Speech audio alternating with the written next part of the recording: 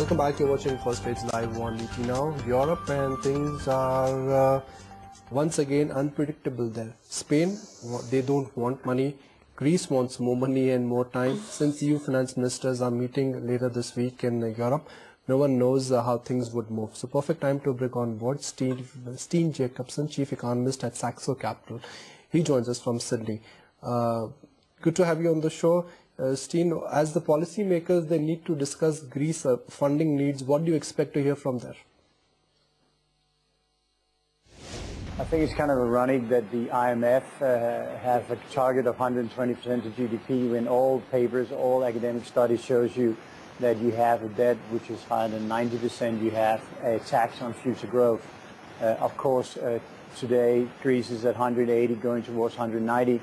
So in my opinion, this is waste of time in terms of getting a sustainability. We need to see some sort of a debt forgiveness to move this agenda forward. Right. So do you expect the next tranche of financial aid soon?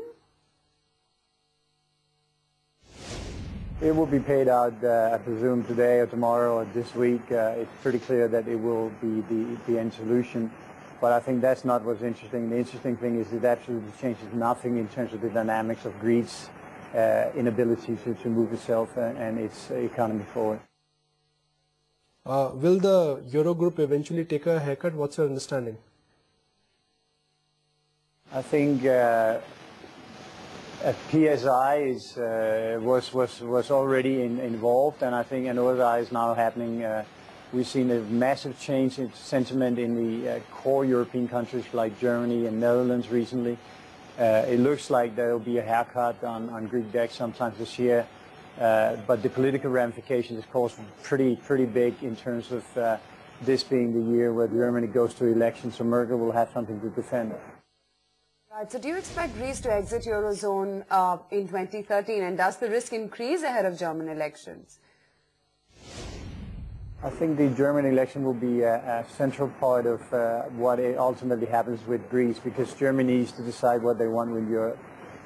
In terms of Greece leaving into 2013, yes, absolutely. I think they will have what I call a managed exit from the euro in 2013, and it will be based on the premise that there is no way you can get sustainability, not even including some OSI here. Right. So finally, what do you make of Moody's downgrade of France?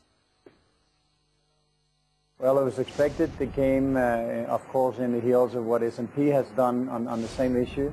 And I think France is a country which is definitely in dire need of seeing reforms and an agenda for growth. What we've seen so far from President Hollande has been pretty disappointing, in my opinion. It's all about taxing and not doing any real reform. So the mandate for change is still needed in France. And I think this will not be the first downgrade.